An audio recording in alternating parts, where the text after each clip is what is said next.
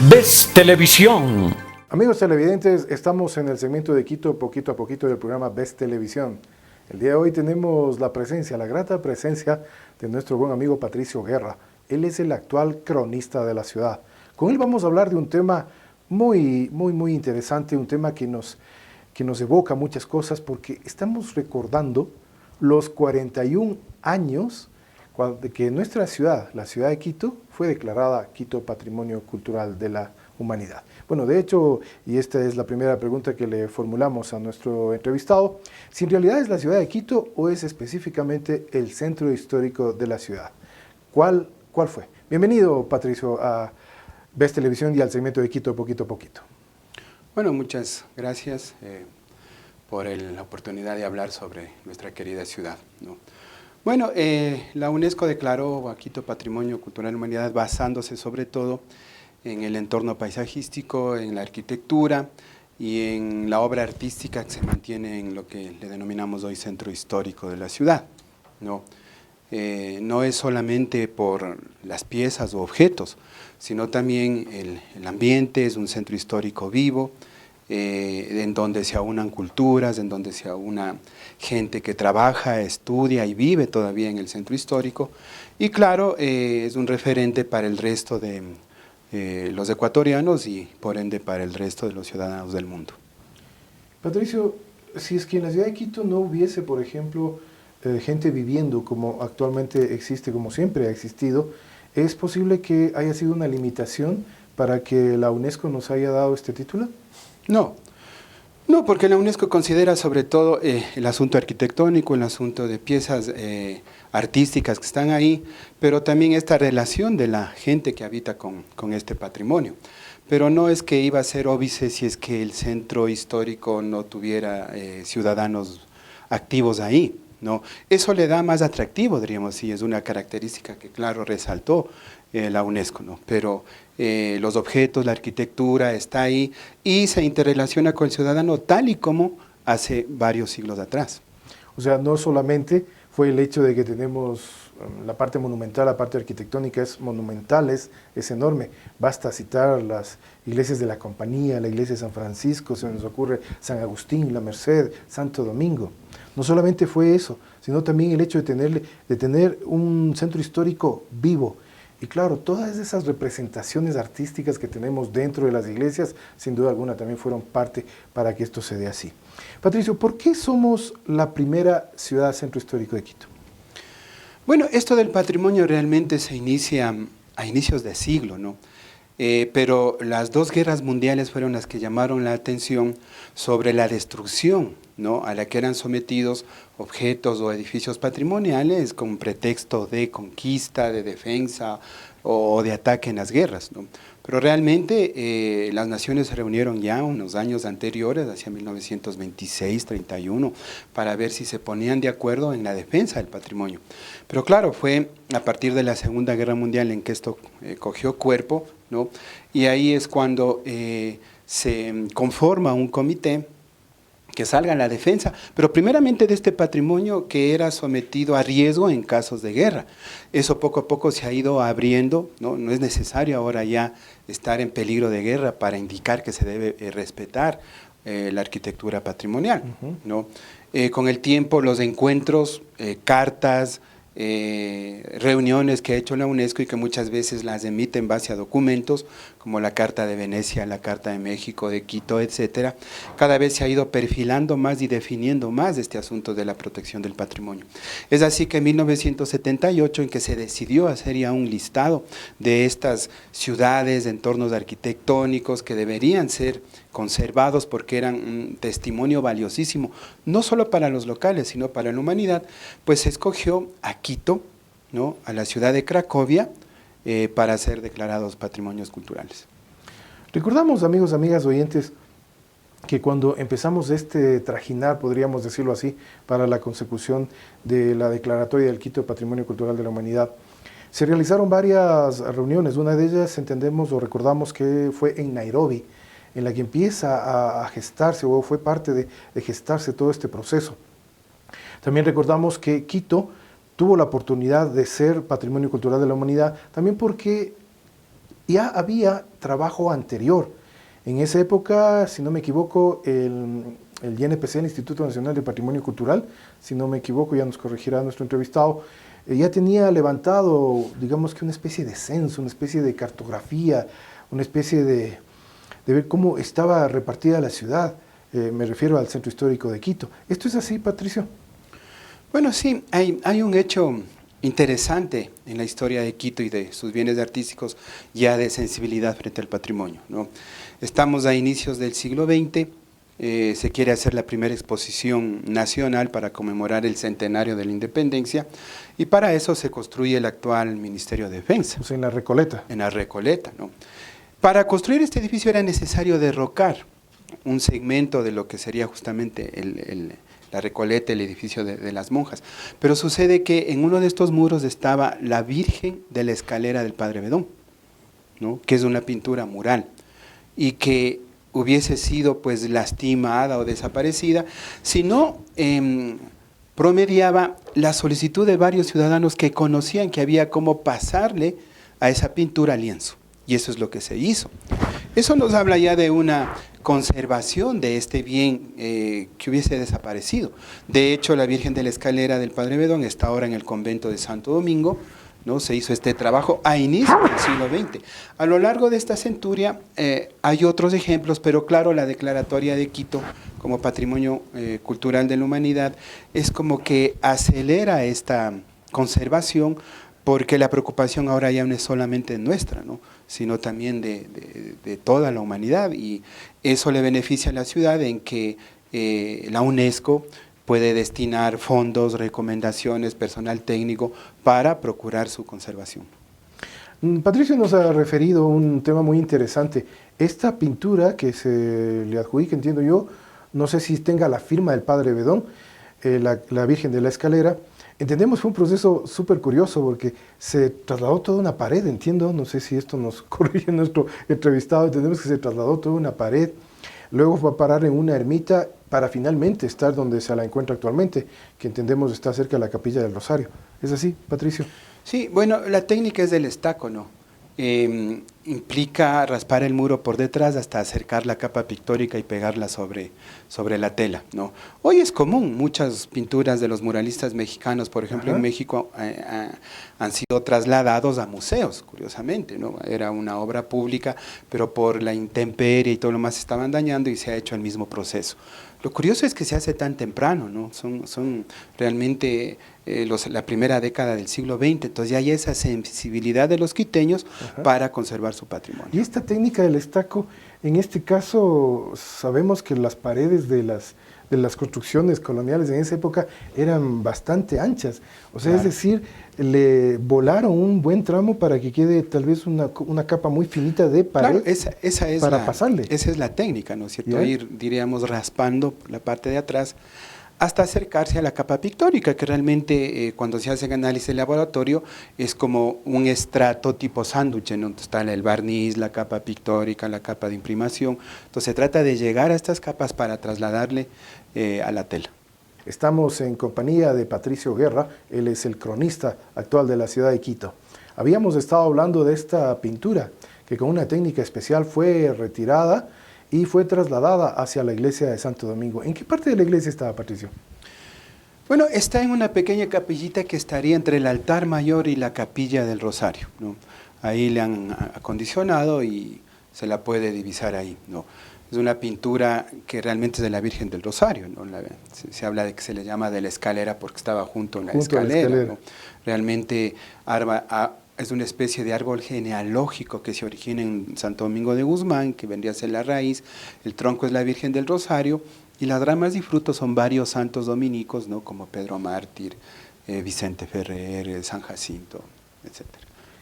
Esta técnica que fue utilizada, esto de ir raspando la pared hacia encontrarse lo más cercano a la capa pictórica, ¿es una técnica que fue innovadora? Tal vez la primera vez que se utilizó en Quito para la época, ¿era muy temprana?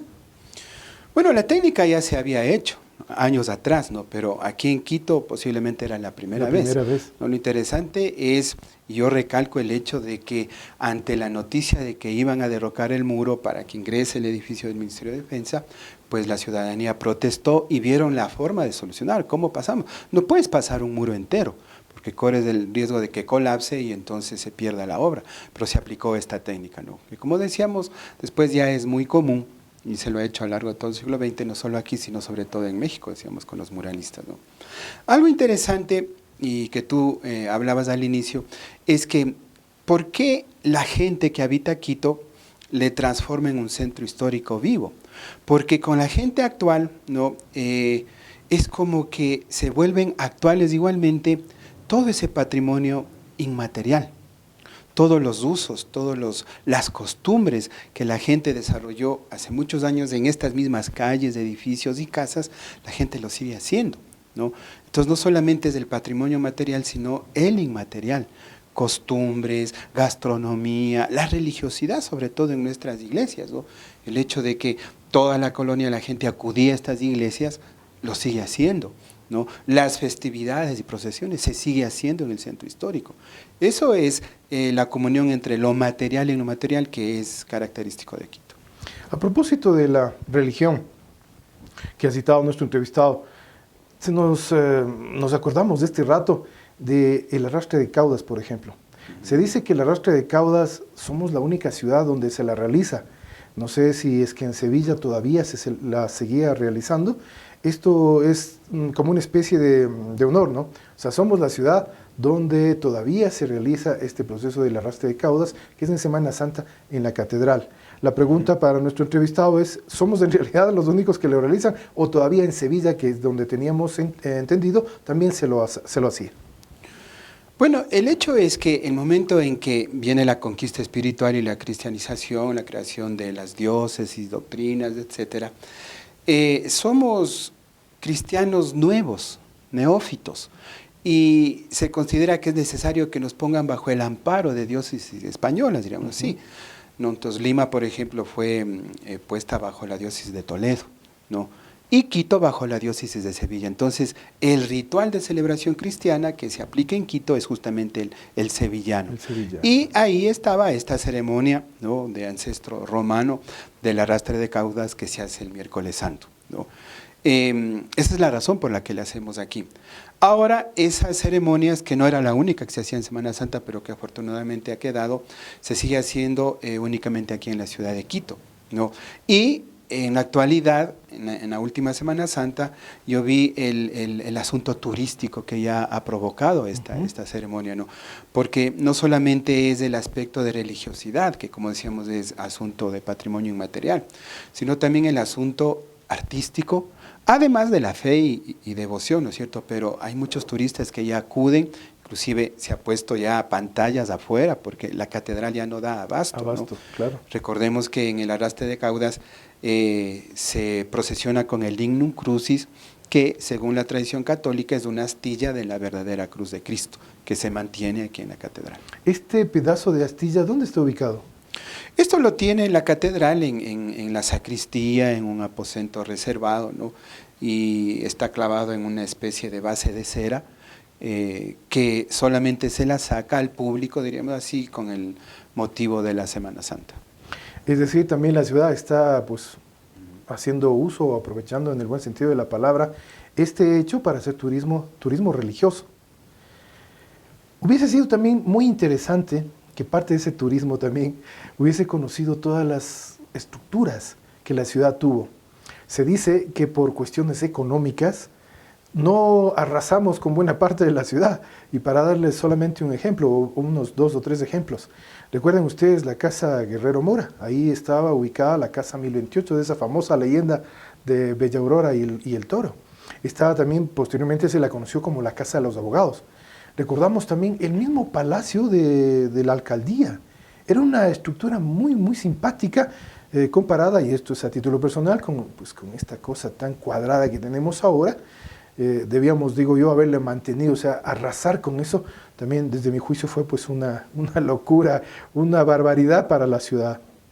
Había una biblioteca, la Biblioteca Nacional, que en su momento también fue Coliseo, allá en esta parte donde se une pues al inicio de San Blas, que también fue derrocada, que también fue eliminada. ¿Qué hubiese pasado, Patricio, si todas estas edificaciones y muchas otras más no se hubiesen derrocado, no se hubiesen destruido. ¿Esto hubiese servido para que a lo mejor nos den el título más rápido o tenga más fuerza este título que nos brindaron? No, yo creo que no, porque cuando se da el reconocimiento a Quito como patrimonio cultural, muchos de estos edificios ya habían sido derrocados, ¿no? Pero claro, es un tema bien delicado el que tú topas, ¿no? Porque muchas veces es enfrentarse al progreso, A la modernidad. enfrentarse a la modernidad, ¿no? Y enfrentarse a la conservación de esa historia, de ese pasado, de esa identidad, ¿no? A veces se tilda a los grupos de patrimonialistas, de conservacionistas, de estancados, de quedarse en el pasado, y lo mismo al otro grupo, ¿no? De no respetar el legado cultural. Entonces es un tema delicadísimo. Sin embargo, claro, tanto esfuerzo de la UNESCO, tanto esfuerzo de comunidades a nivel mundial por rescatar esto que es parte de la entidad, demuestra que sí, que hay que conservarlo, que hay que respetarlo y que puede haber modernidad sin necesariamente acabar con el legado de nuestros antepasados, ¿no? En el archivo de casillas de la catedral hay un documento muy especial en donde Eloy Alfaro, ¿no?, da la orden de que se blanqueen todas las fachadas alrededor de la Plaza Mayor, ¿no?, que realmente es una visión neoclásica la que tenemos, ¿no? El Palacio de Gobierno, el Palacio Arzobispal, el mismo edificio del Cabildo que se derrocó y el templete de la catedral nos da una visión más bien neoclásica. ¿Por qué es que se derrocó, por ejemplo, esta casa muy interesante, si bien es cierto no colonial, pero muy interesante, donde funcionaba la alcaldía y hoy actualmente pues es el edificio que tenemos en esta modernidad? Bueno, la respuesta es evidente, ¿no? Estaba ya en tal grado de deterioro que la única solución posiblemente era terminar de derrumbarle, diríamos, ¿no? En ese sentido, no es tanto el hecho de derrocar, sino es el hecho de no haberla conservado, ¿no? Si se le daba un buen mantenimiento, si se apreciaba que era un ícono de una arquitectura de determinado momento de la ciudad, el edificio no hubiera llegado a ese estado, ¿no? Y no hubiese sido necesario el derrocamiento. Es un llamado de atención, ¿no?, para que la solución no sea la aplicación de medicina, sino la prevención, nos dicen en el asunto de salud. Lo mismo pasa con el patrimonio, ¿no? Si nosotros prevenimos el deterioro, lo controlamos, aplicamos programas de conservación, no va a ser necesario en determinado momento derrocar, ¿no? Y hay un llamado de atención, por ejemplo, a propietarios de bienes patrimoniales que como sin intención, eso puede ser grave, dejan que esto transcurra, se deteriore para derrocar y posiblemente ahí levantar un edificio, qué sé yo, ¿no? Ahí también la acción que hace el municipio pues de evitar y controlar esto, ¿no?, y llamar la atención en estos casos. Hay, amigos, fotografías antiguas donde se ve pues esta estructura y también hay fotografía, o no sé si un par de aquellas donde se ve pues solamente el descampado ya, ¿no? O sea, la parte destruida totalmente y la diferencia evidentemente es enorme. Qué lástima que esto se haya dado. No sé si hubiesen mantenido la fachada, esto hubiese sido pues a lo mejor mucho mejor que lo que tenemos ahora. ¿Qué opinas, Patricio, al respecto? Bueno, un poco difícil contestar. ¿Por qué? Porque el ICOM, la UNESCO y las entidades encargadas de la conservación siempre van al contexto original del objeto, ¿no? En ese sentido, inclusive a veces prohíben la incorporación de elementos nuevos sobre elementos antiguos, porque dicen se estaría hablando de un falso histórico, ¿no? En ese sentido, pienso que para ese momento la solución era pues el derrocamiento y tal vez tratando de ser lo más ecuánimes, diseñar este edificio que a la larga es neocolonial, ¿no?, tratando de insertarle en el entorno y que, como decíamos, inclusive recibió el premio Ornato, ¿no?, en su momento. ¿no? Pienso que a lo largo de los años el edificio es parte ya de la misma historia, claro, de la ciudad, ¿no? Y tendríamos pues que mantenerlo y tal vez recibir la lección, ¿no?, de que si conservamos no va a ser necesario reemplazar una cosa por otra. Porque de estas tenemos algunas, recordarán ustedes, amigos, amigas, que la pared, por ejemplo, del Monasterio de las Conceptas, la pared norte del Monasterio de las Conceptas, era una sola. O una de las entradas por la calle Chile, y pues continuaba esta pared. Esa pared fue derrocada para poner el portal, y ahí hay una construcción. Por ejemplo, ese tipo de construcción, digamos que está adecuada a lo que se debía haber hecho, o es que había que tomar otra técnica constructiva al respecto. ¿Qué crees, Patricio? Bueno, decíamos que en su momento no había una conciencia profunda de conservación, ¿no? Más bien se acercaba la intención a la modernidad, ¿no? Inclusive pasándonos, por ejemplo, al asunto del vanguardismo artístico, ¿no? A inicios del siglo XX se proponía, por ejemplo, el quemar los museos, el quemar las bibliotecas, ¿no? En un sentido así fanático de lo actual es lo que importa. ¡Qué ¿no? locura! Entonces son estas tendencias, ¿no es cierto?, que un poco desdeñan el pasado, el legado histórico, y muchas cosas responden también a la necesidad de la ciudad de ambientarse a la nueva funcionalidad y habitabilidad y transporte, ¿no? No es que se ha derrocado partes del centro histórico en los últimos años. Esto se ha venido haciendo inclusive en la colonia, ¿no? ¿Por qué? Porque más gente, cuando llegan los vehículos, por ejemplo, hay que adaptar estas antiguas calles que eran para asémilas a los vehículos, ¿no es cierto?, ¿no? El plan regulador de Odriozola, por ejemplo, implicaba también ensanchar algunas calles para que el tránsito pueda pasar por ahí, lo cual, bueno, a la larga no se llegó a hacer, ¿no? Es decir, siempre vamos a estar en esta pelea de lo moderno, lo contemporáneo, ¿no? Favorecer la habitabilidad actual frente al legado, y hay que ser ahí muy ecuánimes, ¿no? Y tratar, pues, no sé, de adecuarnos a esta realidad sin perjudicar estos legados del pasado. Sin duda alguna, amigos, creo que haberlo mantenido, las estructuras que lamentablemente fueron derrocadas hace muchos años atrás, hubiese sido una experiencia muy interesante para quienes vivimos en la ciudad de Quito y para quienes nacimos en ella y siguen haciendo, ¿no? O sea, tener un centro histórico lo mejor conservado, a pesar de todo, dicen que es el mejor conservado de Sudamérica, de los mejores centros históricos, y fue también motivo por el cual nos dieron este título, ¿no?, de Quito Patrimonio Cultural de la Humanidad. ¿Qué representa este título para el cronista de la ciudad? Bueno, primero para todos los quiteños debe ser un motivo de orgullo, ¿no? Un reconocimiento a nivel mundial, pero también es una gran responsabilidad, ¿no? Por algo debió haberlo declarado la UNESCO Patrimonio Cultural de la Humanidad, y la responsabilidad es mantenerlo, ¿no? Porque, quién sabe, nos podrían quitar también ese título, ¿no?, si es que no sabemos mantenerlo. Yo pienso que la declaratoria ha favorecido buenas políticas de conservación, inversión incluso de presupuesto, ordenanzas y leyes también que favorecen hoy este legado importante, pero pienso que es un orgullo, pero una gran responsabilidad a la vez. Así es, orgullo es lo que debemos tener por nuestra ciudad. Nacimos en ella, hemos crecido en ella, vivimos en ella, y seguramente pues dejaremos este mundo terrenal en esta ciudad también, como muchos otros quiteños y como también los provincianos, a quienes les llamamos cariñosamente los chagritas. Tú, a propósito, Patricio, ¿de dónde eres tú? No, yo soy quiteño. ¿Quiteño también? Quiteño. ¿En qué barrio naciste? Yo nací en la naciste? parroquia González Suárez, ¿Ya? justamente en el Justamente centro, pero el núcleo central. he vivido yo en la Magdalena. ¿Ya? No, ¿En viví en la Magdalena. ¿En qué hospital, en qué maternidad naciste? En la del doctor Mosquera. ¿En la del doctor Clínica Mosquera? Claro, todo, medio Quito nació ahí. Mira esa coincidencia, Sí. mira esa coincidencia. Quienes habla también nació en la clínica Mosquera, así que somos quiteños de cepa, se podría decir. Así es. Quiteños de cepa nacidos en la clínica Mosquera, aunque había otras clínicas como la clínica Quito, si más no recuerdo. Había otras clínicas también donde pues muchos quiteños nacieron. Entonces queremos agradecer enormemente la presencia de nuestro entrevistado, Patricio Guerra. Es historiador, es profesor de la Cátedra de Historia en la Universidad Católica y cronista de la ciudad, como ya lo habíamos mencionado en otras oportunidades en este programa.